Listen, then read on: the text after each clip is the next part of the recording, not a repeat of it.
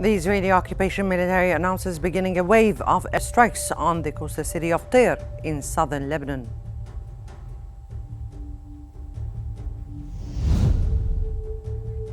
The Lebanese death toll climbs to more than 3,400 with over 14,600 people injured.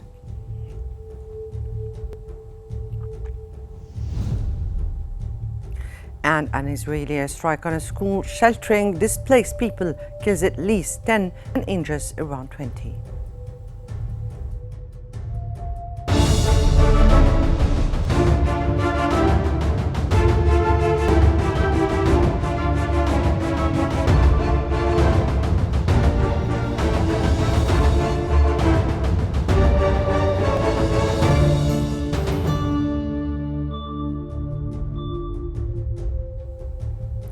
Good evening, you're now watching Qnews and we start with the latest developments in Lebanon.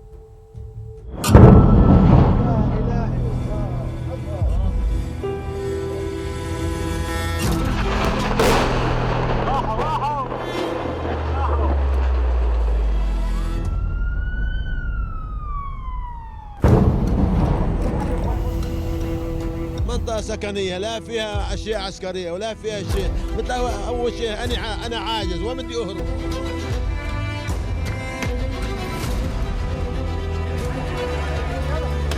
In a country of that size, which is relatively small, and a population that's estimated around 5 million people, you can imagine how dramatic it is that over 1 million people are now without shelter and on the move.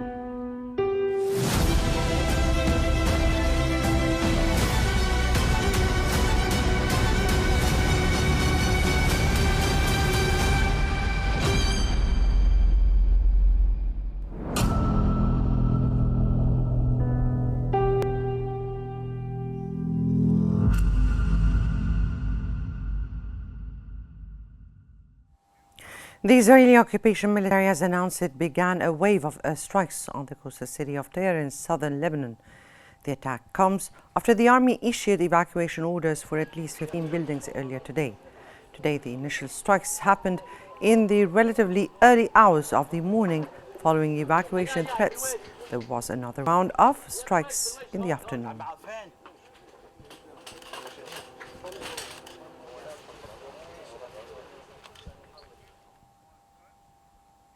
Smoke has risen from the ruins of destroyed buildings in Tayuna, a neighborhood on the edge of Beirut suburbs, as residents sifted through rubble following an Israeli airstrike the day before.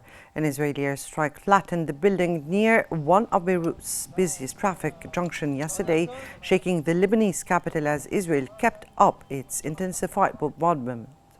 In one of several airstrikes on Friday morning, the attack struck near the Tayuna junction, a more central target than most of what Israel has hit so far.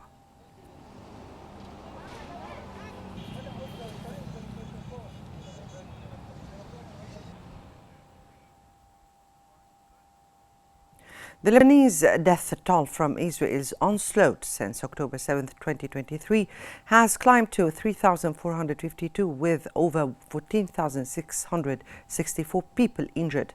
According to the Lebanese ministry, yesterday's toll includes the death of 7 and injury of 65 as a result of the aggression on the country. Israel forces continue to strike Beirut's southern suburbs.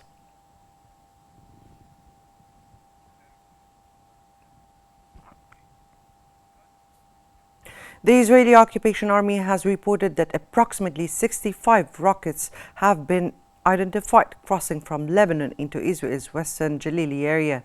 The army added that the sirens sounded this morning due to the projectiles and some of the rockets were intercepted. It did not elaborate on the status of the other rockets.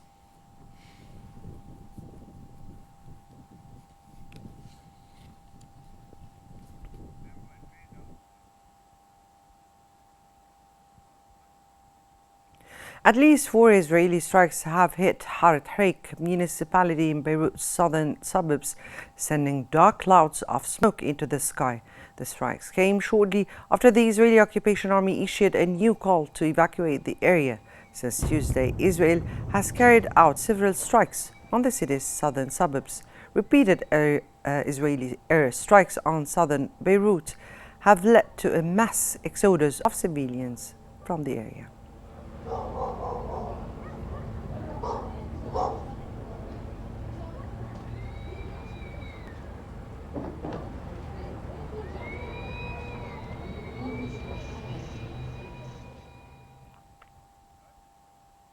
The UN Security Council is set to hold a briefing session on Mondays under the agenda item, The Situation in the Middle East, titled Ending the War and Securing a Lasting Peace, chaired by UK Foreign Secretary David Lammy.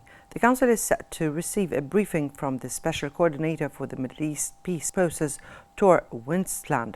The UK, which is chairing the Security Council this month, has prepared a concept note for Monday's session. The note emphasizes the importance of ending the war in the Gaza Strip and Lebanon, while also focusing on achieving broader regional stability through a resolution to the ongoing conflict. Death, dispossession, and displacement yet again, but once again, they will not disappear. We will not disappear.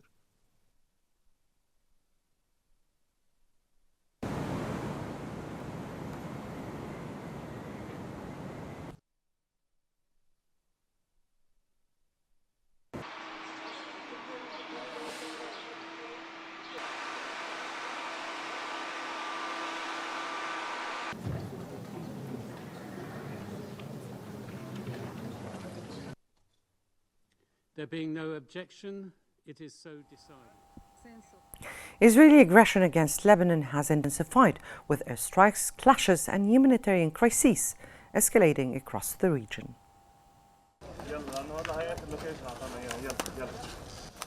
Israeli aggression against Lebanon continues to escalate, marking another day of intense conflict. Israeli airstrikes have heavily targeted the southern suburbs of Beirut, as well as areas in Bekaa and Mount Lebanon, causing widespread destruction and civilian casualties. In the south, fierce clashes persist as Israeli occupation forces attempt to infiltrate Lebanese border towns, including Aitaron, Deir Harfa, and Daira. Hezbollah has reportedly repelled these attempts and launched a series of rocket and drone strikes on Israeli military positions and settlements. These strikes resulted in forced evacuations in northern Israel. The Lebanese government is bolstering troop deployments in the south to counter Israeli incursions and protect civilian areas. Meanwhile, international responses remain limited. The United Nations has called for an immediate cessation of hostilities, and some countries have urged de-escalation, but a concrete resolution has yet to materialize. Lebanon's humanitarian crisis deepens as the destruction impacts critical infrastructure and medical services, leaving thousands of civilians in desperate need of aid. Well, for more analysis, we now move to Mark in our newsroom. To you, Mark.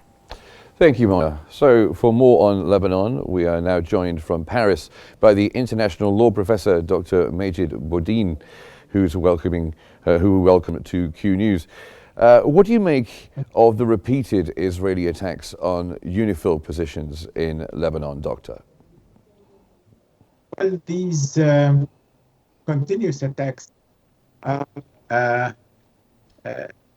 internationally qualified as illegal facts and illegal acts, and they engage the liability and the responsibility of the Israeli state. And Israel is to be held responsible of all these acts, of all the attacks, all the killing of civilians, of destroying the infrastructure, of aggression on Lebanon and on its sovereignty, on its territory, and the international law oblige Israel to cease these attacks and to withdraw.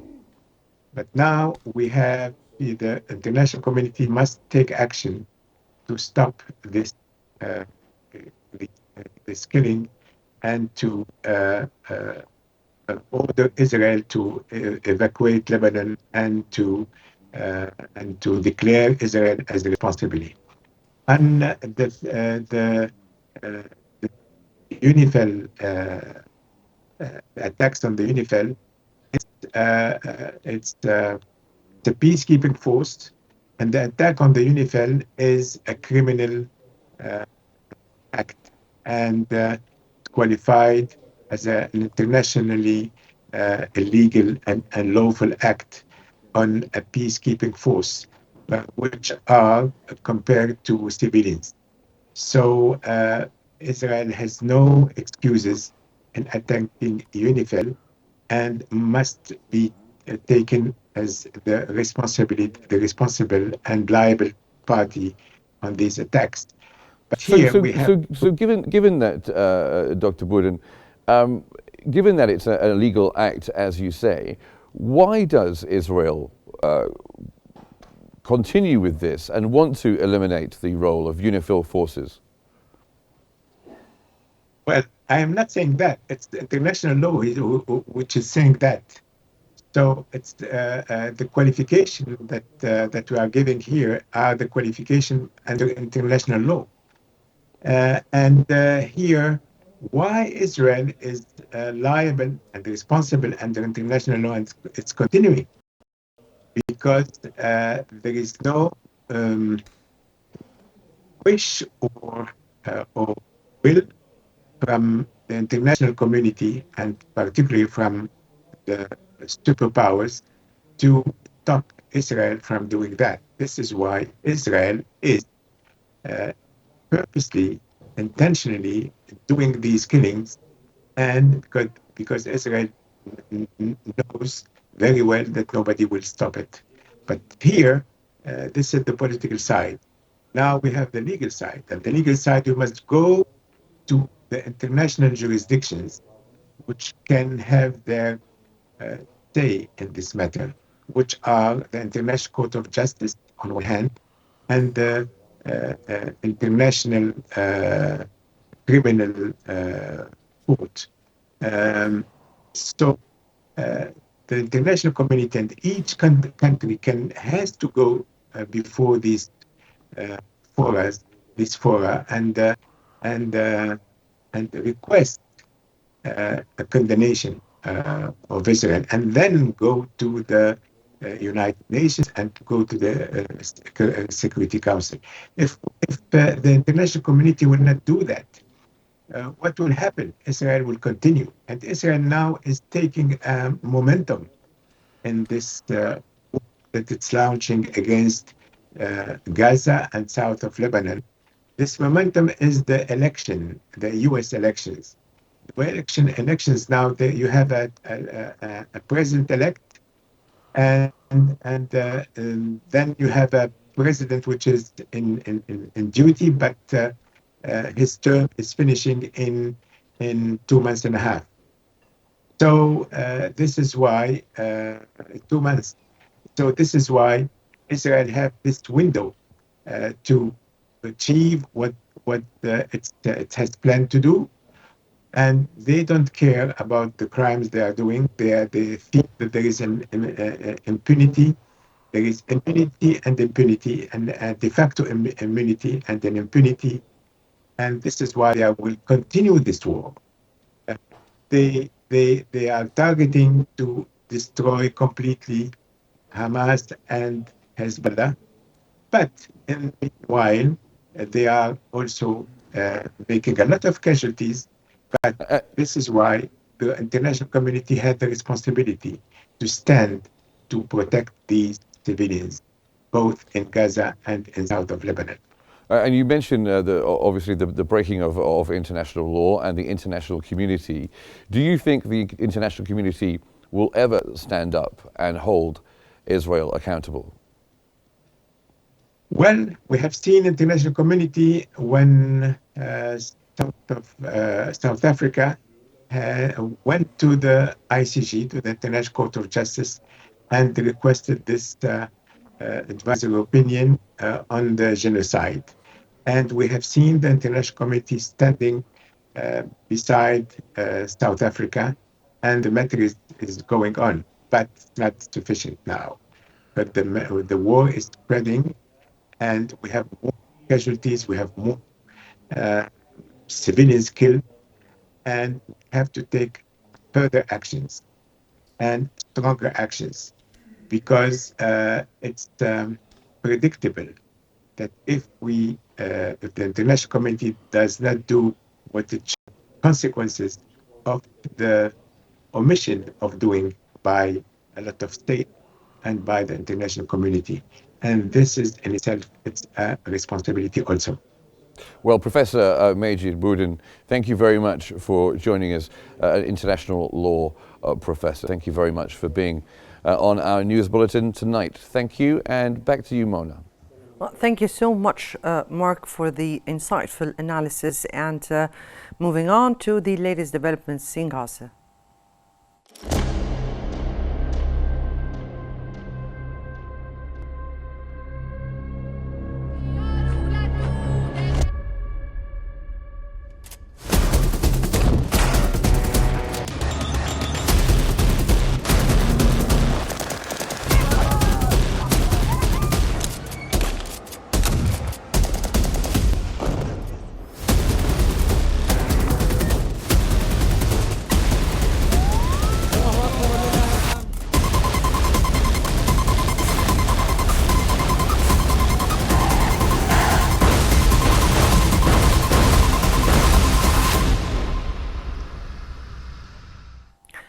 An Israeli airstrike on a school sheltering displaced families in Gaza's Al-Shari refugee camp has killed at least 10 civilians, including women and children, and injured around 20 others. Rescue teams continue searching for survivors in the rubble. The school, repeatedly targeted during Israel's ongoing aggression, is among many affected by the conflict, which has claimed nearly 44,000 Palestinians' lives since October 2023.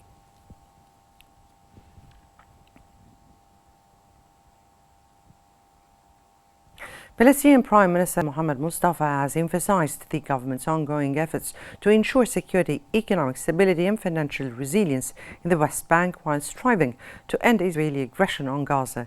During his visit to Bethlehem, Mustafa discussed Gaza's genocide, its regional impact and plans for reconstruction. He stressed the importance of national unity and reconciliation for Palestinian independence.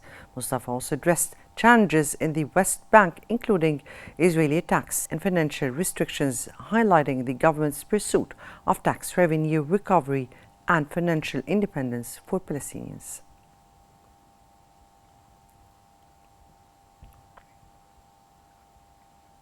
An Italian Air Force plane carrying more than 15 tons of humanitarian aid will be delivered to the population in Gaza.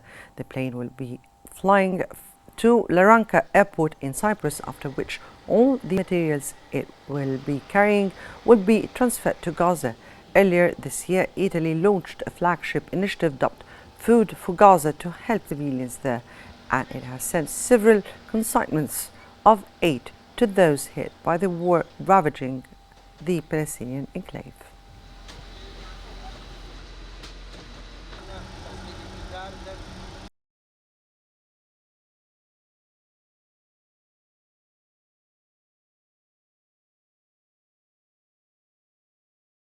Cars, agriculture structures and damaged residents' belongings during an attack on the Palestinian town of Beit Freik near Nablus in the Israeli-occupied West Bank. True settler violence against Palestinian communities in the West Bank has drawn condemnation internationally and led to sanctions on violent settlers by some governments, notably the United States, which has urged Israel to do more to stop the attacks.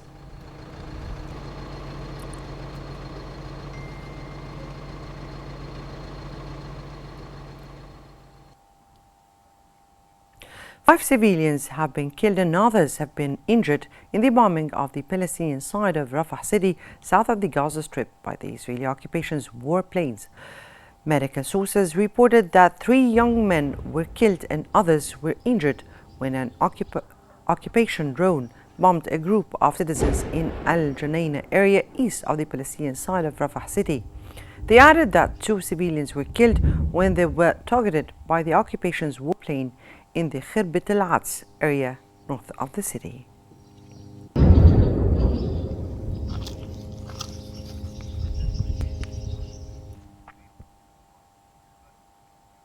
The Palestinian death toll from Israel's onslaught since October the 7th, 2023, has climbed to almost 43,800, with over 103,600 people injured. In the past 24 hours, the occupation forces have carried out 3 massacres against families in the Gaza Strip, according to medical resources. These attacks left at least 35 Palestinians dead and 111 others wounded.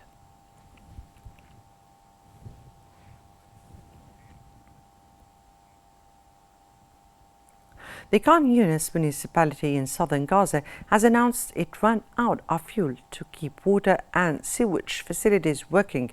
According to the municipality, basic services such as sanitation, waste collection and transport are no longer in service, raising concerns about the spread of health hazards and disease among residents. The municipality added that the inability to operate water wells and desalination plants deprives more than 1.2 million residents of the basic rights to obtain clean water for drinking and other uses.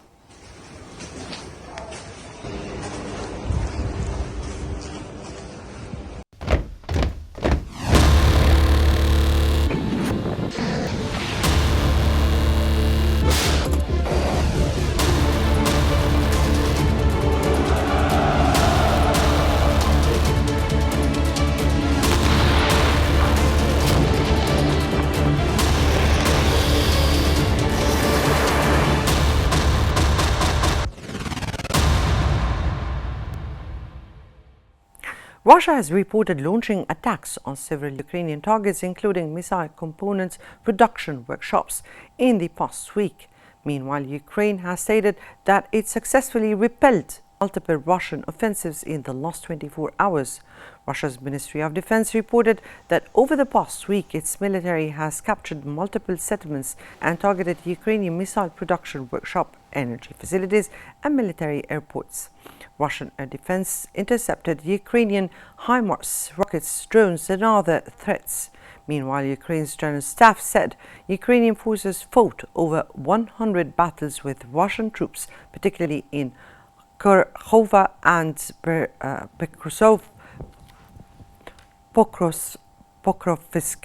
Despite heavy fighting, Ukrainians successfully repelled multiple Russian offensives.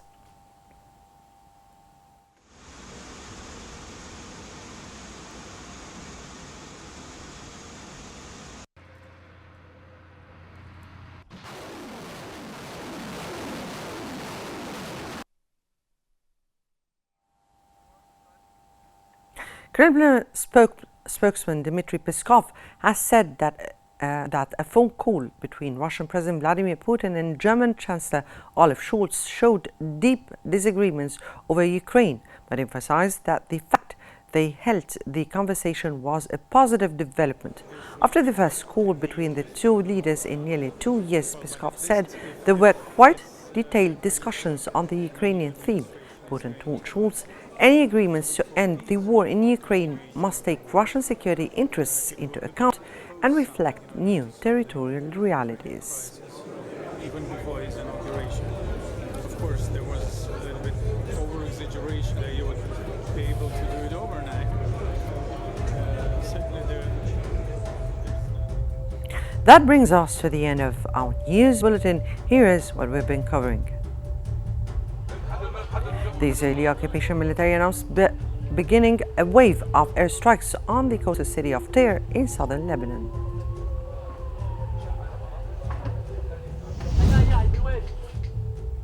The Lebanese death toll climbs to more than 3,400, with over 14,600 people injured.